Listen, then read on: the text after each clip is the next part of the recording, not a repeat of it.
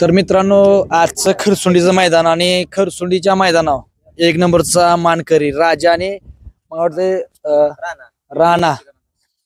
तर दिगंजीकरांचा राणा मित्रांनो आज राणाची बॅट घेणार आहे. जर हा दिगंजी पुजारवाडी. तर मित्रांनो बघू शकता मला वाटतं वासरू दुगल मधला आहे आणि राजाच्या बरोबर पळालं आणि एक नंबरचं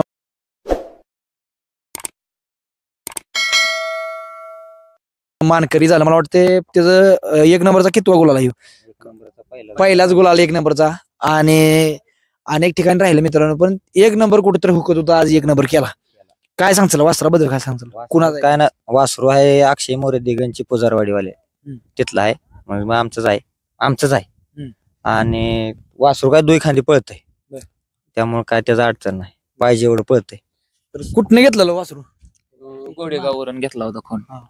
तर चव्हाण व्यापारी आहेत ना आपले त्यांच्याकडून घेतला होता. कितीला घेतलं काय तो खोंड 1,61,000 घेतला होता आपण.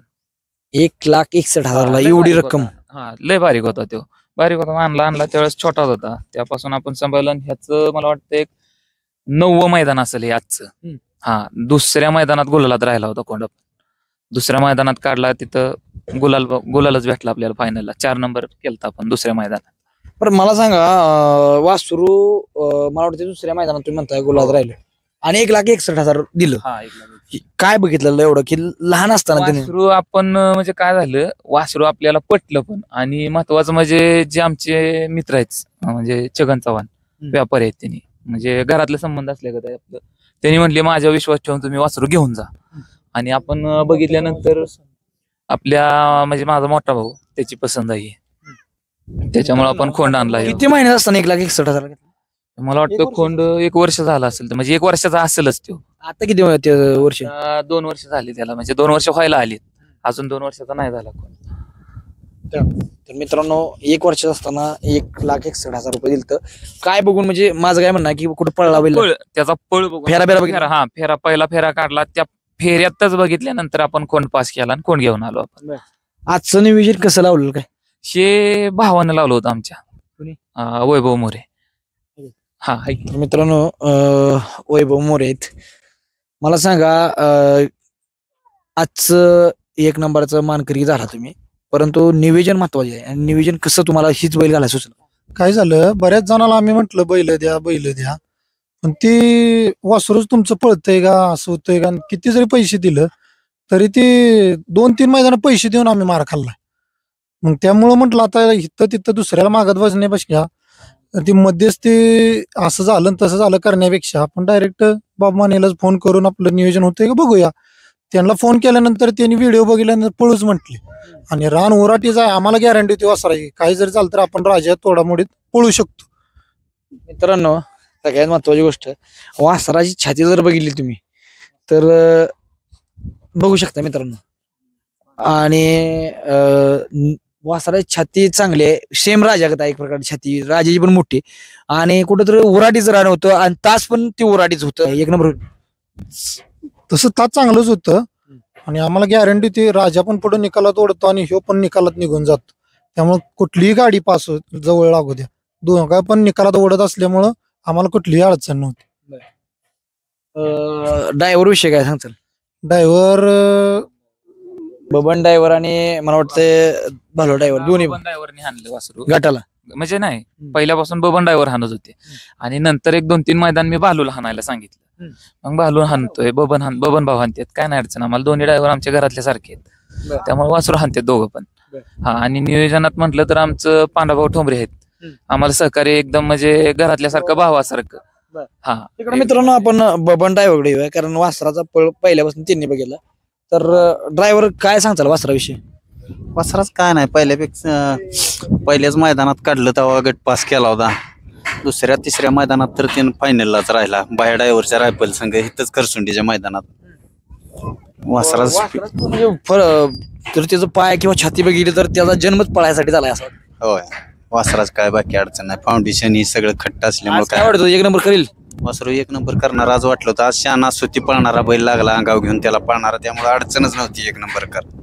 राजा शानाच बैल आहे राजा किती वासरांना पळायसाठी लय शहाणा बैल. वासरांसाठी लय शहाणा बैल आहे तो.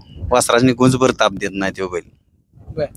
अंगावर घेऊन पळतो त्यामुळे काय अडचणच येत काय नाही. सांगाल भविष्य काय सांगाल वासराचे? चेंडू पण आता आपण बारक्यापणी पळवला होता. चेंडूचं पहिलं फायनल 1 नंबरचं आमदार संघ इथंच झालतं गेल्या वर्षी.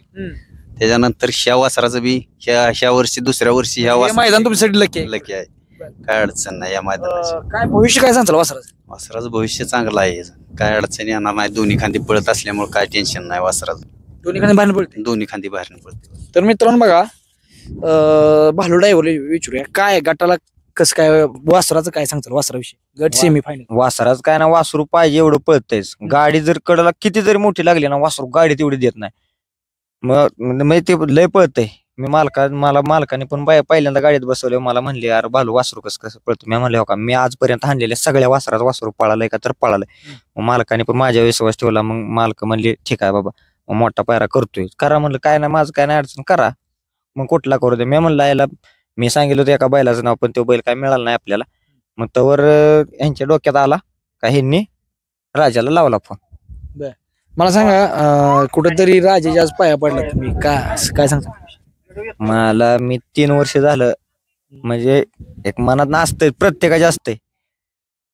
म्हणजे काय सांगायचं आता तुम्हाला. मी ते 3.5 वर्षापूर्वी आम्ही मागाशी पण सांगितलं तुम्हाला राजापाशी 3.5 वर्षापूर्वी आदत होता राजा एवढाच होता बारका.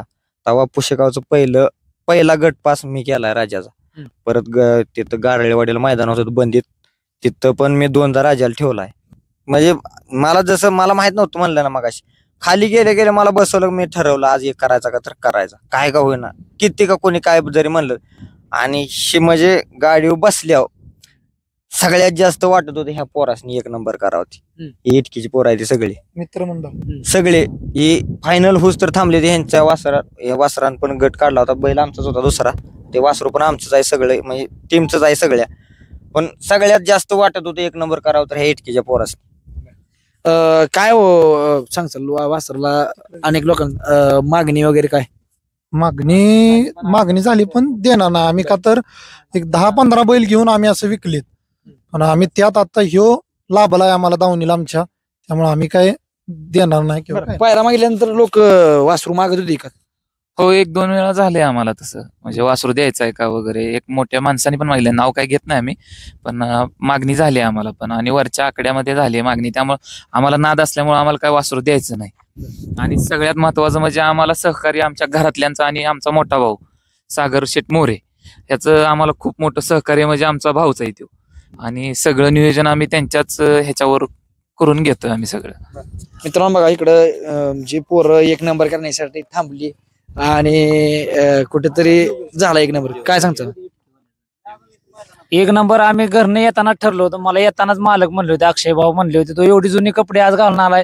मी म्हणलं गुलालातली कपडे आहेत आपली. येताना अजून ती कपडे आपल्याला गुलालात भरवून आणायचे डबल म्हणून आज गुलालाचे कपडे घालून आलोय म्हणून. आणि येता सिद्धनाथाला जाऊया म्हणलेला ती. मी म्हणलं नाही जाताना गुलाल घेऊन देवाला आपण जायच 1 नंबर करूनच जायचं आज घरी गुलाला घेऊन जायच. येताना ठरवून असं आलो होतो. तर बघा मित्रांनो ज्या ढालीचा यांनी वेट केला ती ढाल पण भेटली आणि सिद्धनाथाच्या कृपेनं एक गुलाल 1 नंबरचा भेटला सगळ्यात. झाला आम्हाला 1 नंबर.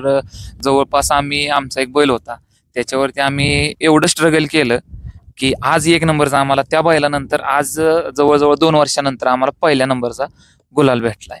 आणि ह्याच्यात सहकार्य म्हटलं तर आम्हाला आमचा नियोजनाचा बादशाह म्हटलं तरी चालेल. पांडाभाऊ ठोंबरे आमचं नियोजन करतात. म्हणजे वासराचा असो किंवा बैलाचा असो. अजून एक दुसरा खोंड आहे आमच्याकडे त्याचा असो. नियोजन सगळं आम्ही ह्यांच्या विश्वासावर म्हणले बाबा ह्याच्यासोबत पळायचंय तर पळायचं सगळं नियोजन. भाऊ काय बघितलं आज काय वाटत होतं की बाबा ही गाडी जुळून पडेल? कसं होतं लय पाळणारी बैल आपण घालतो मोठी पण ती बैल आपल्या वासराला सांभाळून घेणारी पण पाहिजे. कारण लय पाळणारी असून काय फायदा नसतो. जास्त पाळणारा बैल घालायचा बी नसतो जास्त पाळणारा बैल बघायचा बी नसतो. ह्यातनं काय बघायचं असतं बैल खिळव घेऊन पळतोय का आत येऊन पळतोय. वासरू घेऊन पळणारा बैल बघायचा असतो. बैल नावातला घालायचा असतो पण कसा घालायचा असतो खिळव घेऊन पळणारा बैल घालायचा. जास्त पाळणारा बैल घालायचा पण बैल खिळू घेणारा वासरांसोबत जो बैल पळतो तो खिळव घेऊन घालणारा बैल पळणारा बैल घालायचा.